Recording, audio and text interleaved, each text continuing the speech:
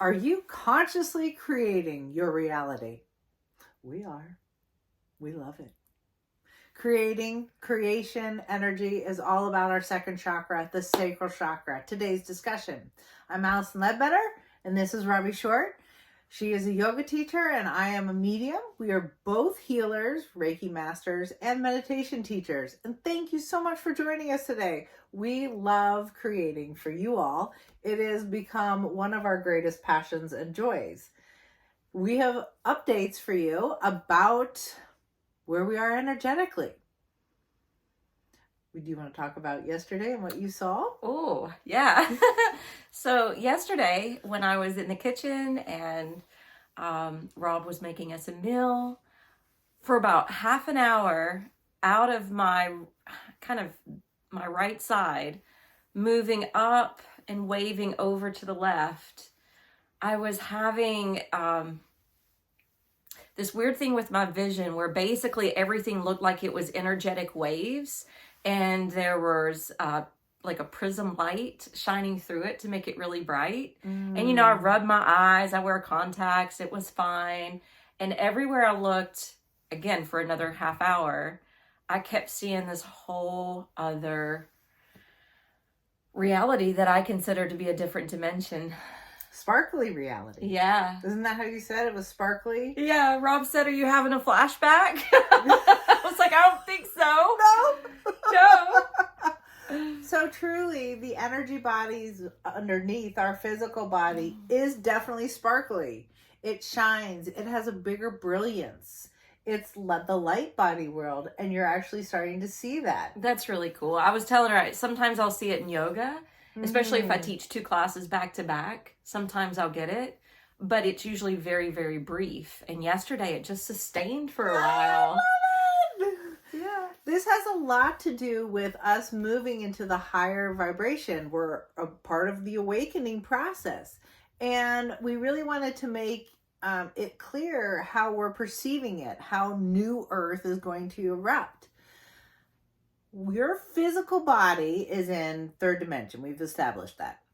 Your light body is in 4th and 5th dimension. It's not in 3rd dimension. That's why we're not all walking around going, "Hey, you're working from your light body." Your soul is in the 5th dimension and higher. You actually exist in many different dimensional areas and location.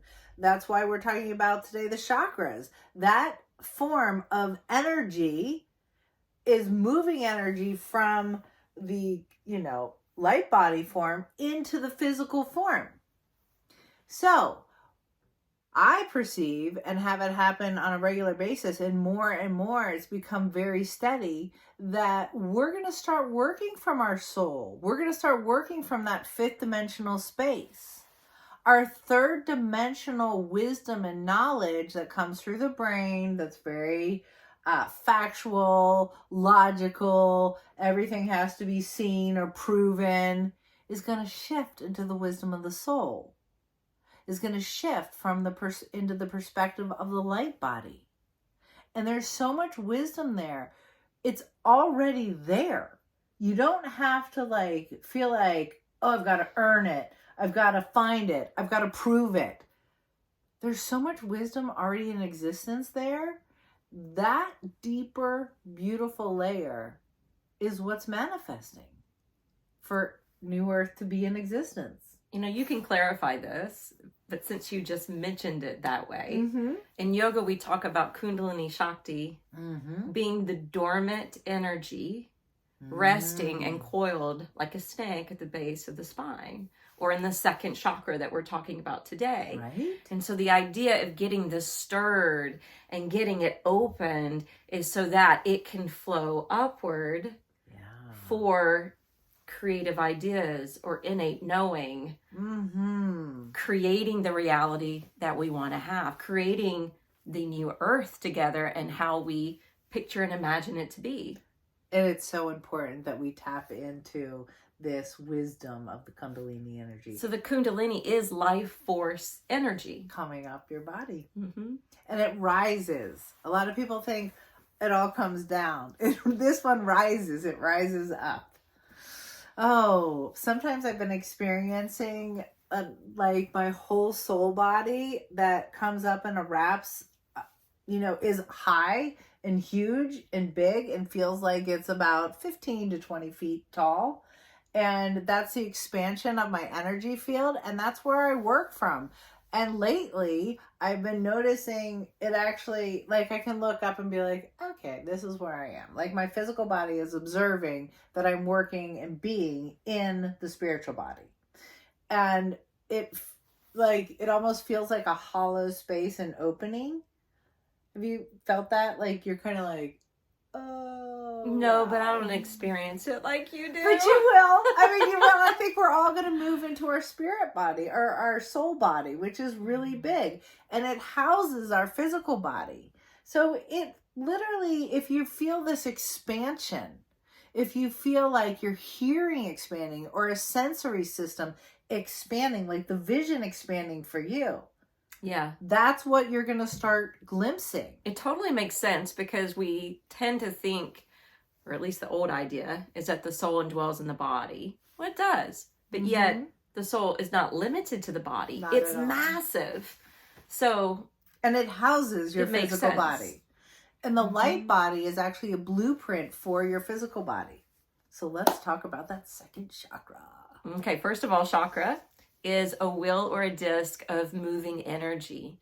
And if you were to look at the body's physical anatomy, what's pretty cool is there's a cluster of nerves at each of these centers. And they all govern different things physically. They all have a particular gland. They all govern different things emotionally and spiritually. So remember, life shows up in the body. And there's another great book, I don't know if we've mentioned, called It's The Body Keeps the Score. Oh, that is a good one for this one. Yeah, so it's a great way, if you want to read that book and reference it, you can get tons of examples of how it actually shows up in different individuals. So meaning the chakra related to the physical. Yes. Yeah, that's wonderful. That became really popular about 2 years ago. Yeah, wonderful. So this particular chakra, the sacral chakra, it's orange and it governs the abdomen, the lower part of our body. And this is the closest to orange we could wear today since we're redheads. We can all wear orange. It was that or Tennessee orange, so we didn't want to. But the chakra does appear really like a bright orange, sometimes a pastel bright orange, which I think is a really unique color for the other side. Like that color to be really, really, really bright and pastel at the same time. So yes, the low back, the lower abdomen, the reproductive organs, all of this is included within the sacral chakra. And it's called Svadhistana, which means sweetness, or one's own seat or abode. Oh, nice. This has a lot to do with relationships. Relationships with ourselves, relationships with others, relationships with money, relationships with your pets, with the outside. Everything is relational and how you feel that relationship. Yeah, I was telling Allison before we sat down to film, I was like, have you ever noticed when you meet someone, you're going up the chain of the chakras? Think of the root chakra. Who are you? Where are you from? And then you move up to the second chakra. What do you do? Do you have a family? How do you show up?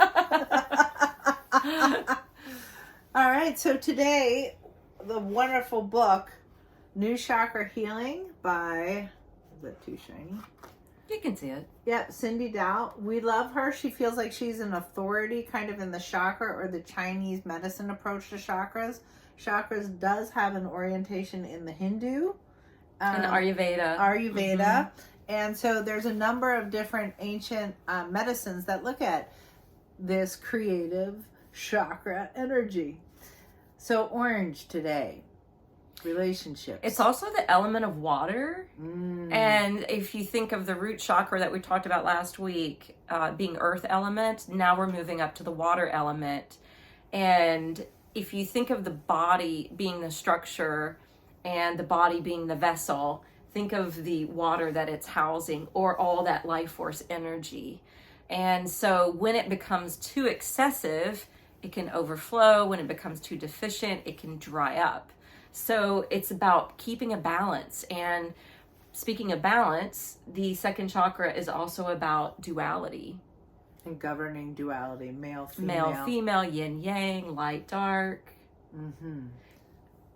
You can really see that balance between the male, female energy and the sexual energy that can come together. So that's a really important aspect of this chakra.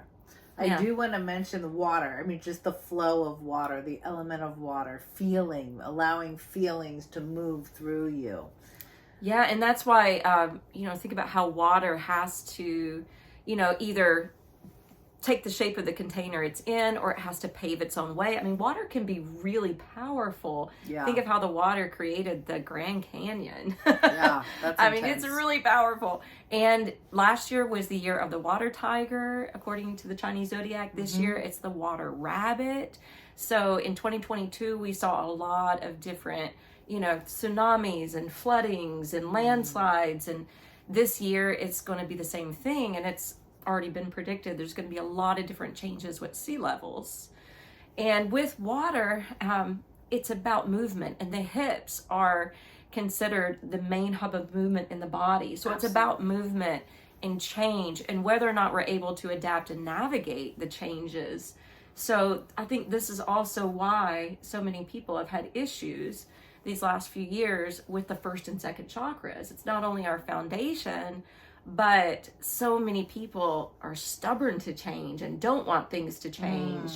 And we haven't had a choice but to try to change. And some people willingly are changing. Yeah. So really to take moments and breathe into the second chakra, which is creation energy, which would allow you to change your mind and be creative and find new ways to be in the world. Yeah.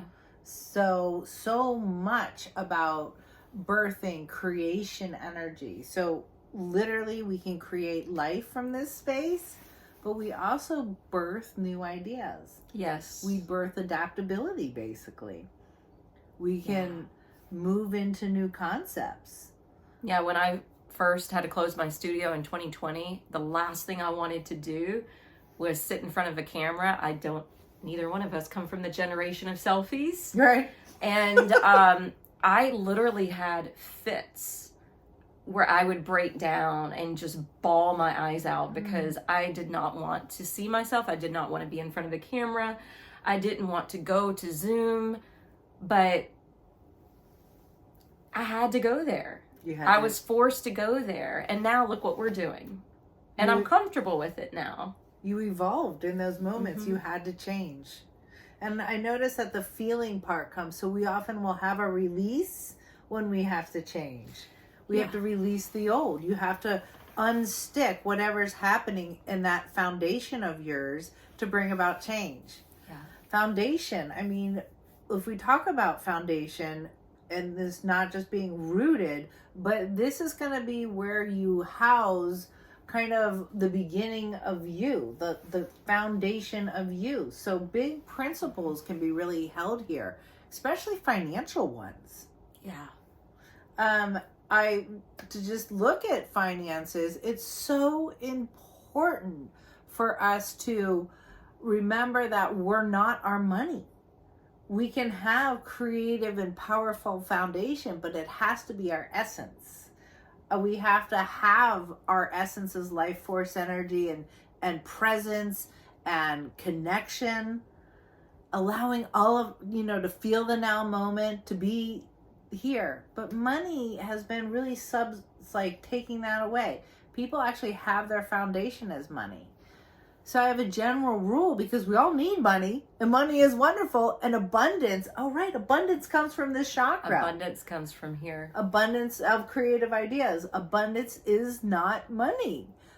So to sit with integrity first, to sit in the place of I have creation first, and what I'm creating upholds humanity, upholds love. Oh, I love that, because I think it's Anatomy of the Spirit. I think Carolyn Mace had written one of the spiritual truths for this particular energy field is honor each other. Honor one another. It's kind of like the golden rule. Love your neighbor as yourself. Yeah. We have to have creative ideas, and power sits in honoring all relationships. And that brings about true abundance. And speaking of abundance, the Hindu deities that correlate back to the second chakra is Vishnu, who is the god of the seas, the god of preservation. Ooh. And his consort is Lakshmi, who's the goddess of beauty, prosperity, abundance. And as well as Parvati, who's the goddess of fertility and love. Mm-hmm. And then Rakini, who is a double-headed goddess that represents that duality that we mentioned earlier. Okay, those are a lot governing this space. Yeah. This is a huge chakra. Yeah. We need to get this one right for the rest of us to flow up. Yeah. Right? I think when we don't get that balance right, really the hysterectomies can happen, infertility can happen. This is a place where endometriosis. There, ovarian cysts. Sorry, yeah. I'm thinking of my own experience. I had a couple times where I was having issues in relationships where I had an ovarian cyst not only come but burst. Mm-hmm. It's extremely painful, but it all tied back in with the emotions and energy of the relationships that were happening at that time. So we have to look at the health of our sexual organs. The uterus, what else is down there? Cervix. The cervix. Oh my goodness. We have to look at the health of our sexual organs to really know if we're in balance. And it's telling us, are we flowing with our creative ideas? Are we in balance with relationships? And specifically, like you were saying, you were out of balance in a relationship and you had an ovarian cyst show up. Yeah. And burst. Yeah. That's painful. It really hurts. Yeah. A lot of women have been getting hysterectomies. And just so you know that the energy still remains even if you remove an organ. I think we've talked about that before. But in particular, I was talking to another Reiki master this morning, and she brought up a client who had a hysterectomy due to never expressing her feelings. And if you don't express your feelings, if you don't allow that to come out, you're going to still have that emotional holding, right? Instead of allowing that to flow up. Emotions you can look at is energy in motion. Yeah. So emotions are supposed to be moved and are meant to be expressed. And it's brief. We spend so much time holding back emotions, especially that World War II generation and the baby boomers. They do not like to feel. They keep everything at bay. Oh, yeah. Feeling is not part of it, right? Or holding grudges. Oh, they're so good at that. The second chakra is about learning to let go, learning to release, learning to surrender. Mm-hmm. So if you're holding on to a grudge, you're not letting that go, and therefore you're actually damaging yourself. Yep. And not really the other person who you're holding the grudge against. Yep. You can let that go. Doesn't mean you have to be best friends. Remember, you can let something go and not hold that pain anymore and have boundaries. I have another example of how I got affected in the second chakra, and it showed up in my low back. Mm-hmm. There was a period of time within about, 6 months at the studio that I had a number of years ago where cash was stolen. And I had a lot of cash sitting in there right before, I believe, a holiday. And I was coming back to do a holiday workshop. And I wanted that cash to be there the next morning because sometimes people would show up at the last minute and I wanted to be able to have change. And twice, all the cash was taken. And running a business, a small business at that's not very profitable, on top of being a single mom, I really relied on every penny that business made. And both times that happened, my low back would radiate pain to the point where it was inhibiting some of my yoga. And I realized through a conversation with you, excuse my French, I felt like I'd gotten fucked over. Oh. And my favorite word. Sorry to throw that out there, but that's the way I felt. Yeah. And because it was tied in with money, and I also knew it was an inside job. Yeah. Because it was behind the desk in the money box. that's where it showed up in my body. And I had to let it go. It's just money. Right. And when I let it go, the pain went away. Yeah. When you let go of the anger, when you allow yourself to feel it totally and move through you, and then it's like, okay, like back it's to done, the now you movement. know? I mean, I personally had a huge second chakra fall apart. I had a lot of family money. I mean, lot, millions. And we actually had a terrible thing happen. An investor, our investment broker guy, stole it all. And I was having tremendous pain in my lower back leading up to discovering the truth. It was like holding me, like something, I didn't actually know what was happening. The most amazing part about losing the financial piece and having to change perspectives was, for me, I had to completely trust the divine and the work that I do, the creative energy that I had to pull out. I was forced to literally become the healer that I am. I don't know if I would have pushed myself as hard as I have to create and to be the healer that I am, because I pushed so hard. It was like, this gotta work. I'm not doing anything else. Because I remember having a conversation with God. I'm like, okay, so broke now and doing a career that most people don't actually recognize as real. That's a real conundrum. That was a real conundrum. And I remember there's this overwhelming sense of, I've got you. Oh, let go, let God. Yeah, let go. Yeah. Allow all this. I mean, I cried. I cried probably for, I don't know, a couple months. I would have too. I had to release money as my foundation. I had to release, I'm going to say it again, money as my foundation. Yeah. Because I had it my whole life. And all of a sudden I was like, ooh. What, to really test, to walk my truth, to walk my talk. And pushed so hard into, right, what I'm doing is real.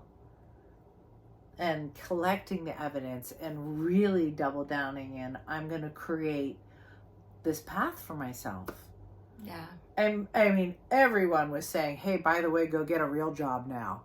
I mean, my parents were like, oh yeah, you need a real job. Oh yeah. I'm like, oh yeah, okay, I have a real job. I actually heard that after I closed my studio too. Oh shit. Don't you want to do something else? Don't you want to get a job doing something else? Not really. No. I got to figure this out. And so I had to, and still am brainstorming and trying to come up with new creative ideas on how to do what I love, but in a different way. Yeah. So one thing that I want to mention is, I'm having hot flash. Pleasure is also something that comes in with the second chakra. The pleasure of the senses, the pleasure of being in the moment and really enjoying that, but also desire. So if you think about desire, the desire for what brings pleasure, right?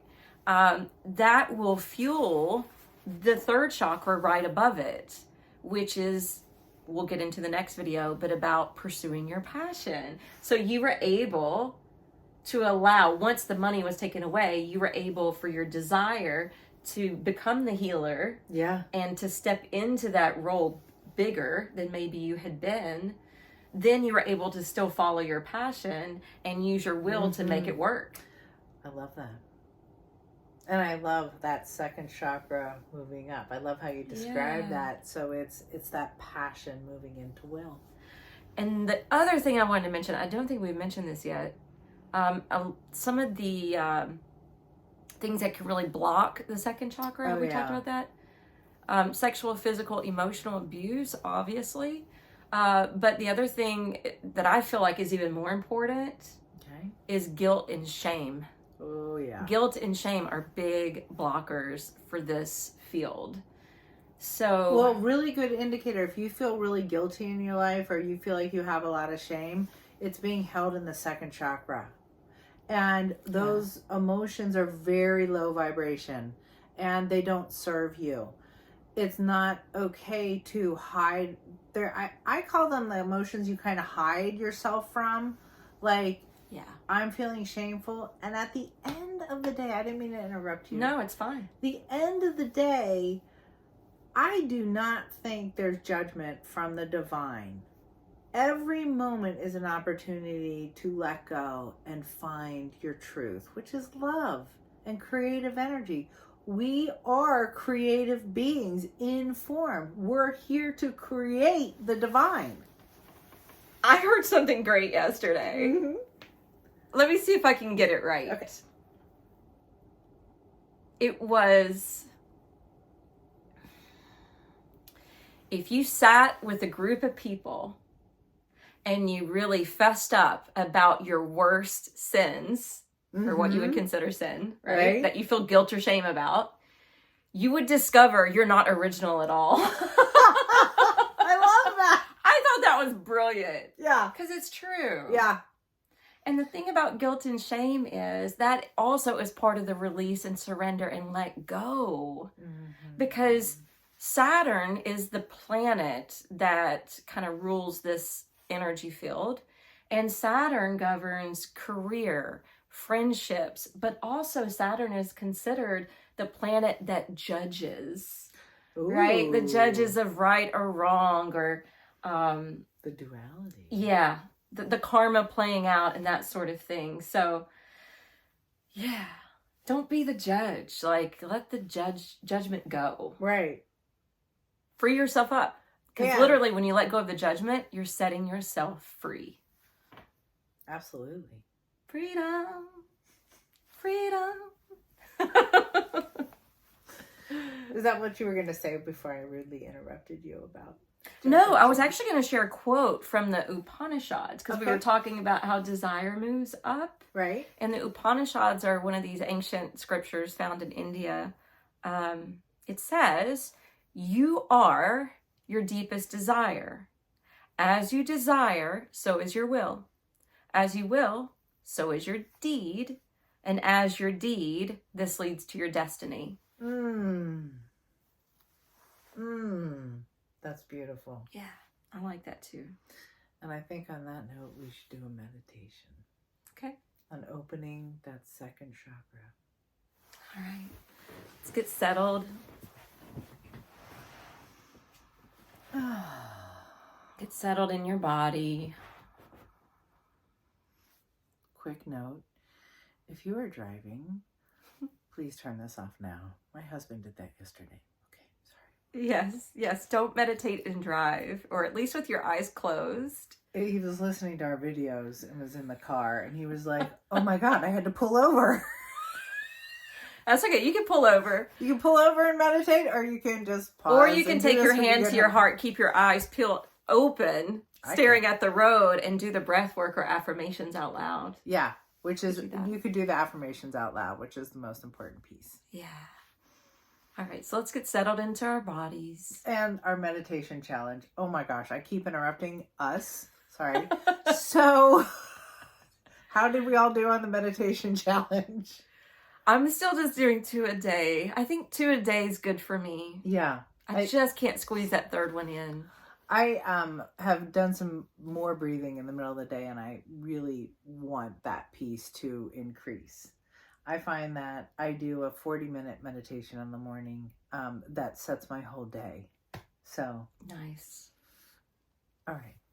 Hope you're doing well in your meditative practice, and thank you for joining us today.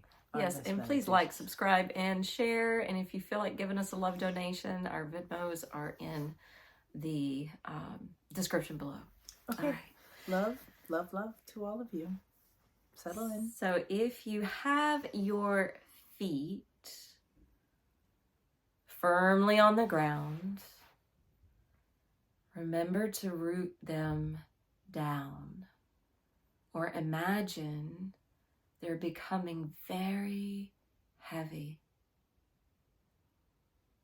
And let's go ahead and take a deep breath in through the nose. And take an exhale out through your mouth.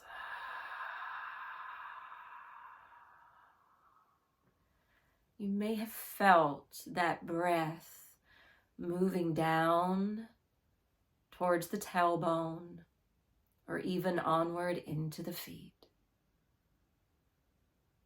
And if you're sitting cross-legged, just focus on sitting it down into your seat. Take a few more deep breaths.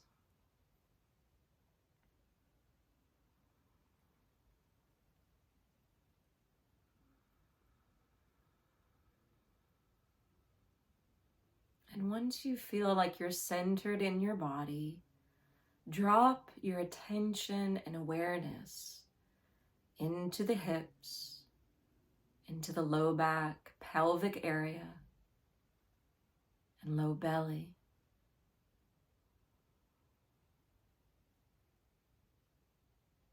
And then attempt to send your breath all the way down into the sacral center.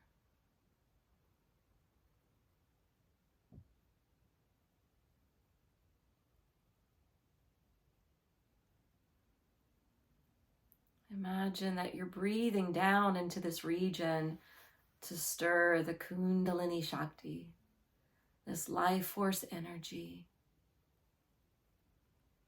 allowing it to slowly awaken and begin to dance upward.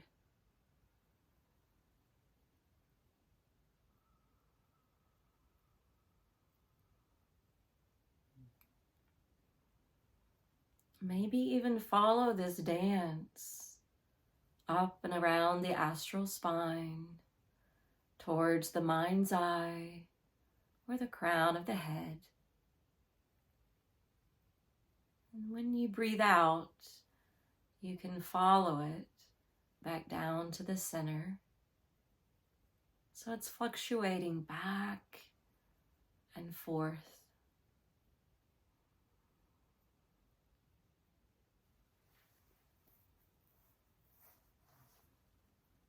And then affirm mentally within, I have the right to feel. I feel to deal and to heal. I deserve pleasure in my life. And I freely let go of any shame or guilt that I'm holding inside.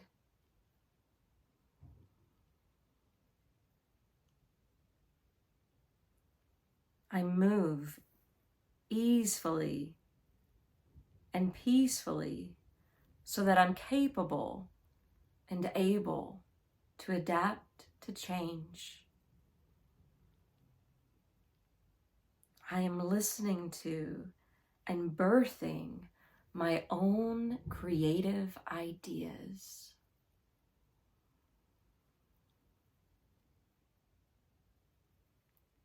I am listening to and birthing my own creative ideas.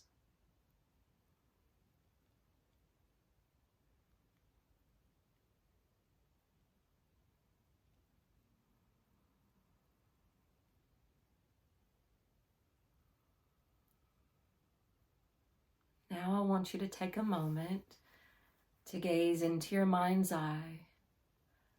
Once you follow the dance of the life force energy back towards the brow, and I want you to imagine your creative ideas coming into manifestation.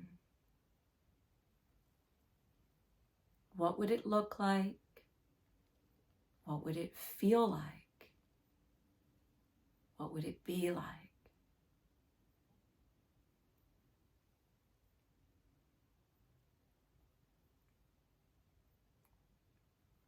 Let it all begin with this desire.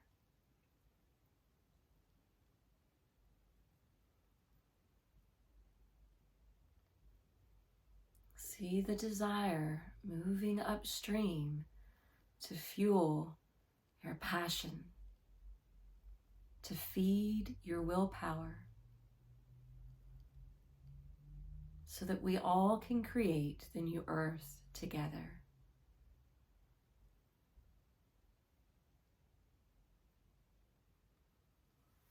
Taking your hands to prayer position at your heart.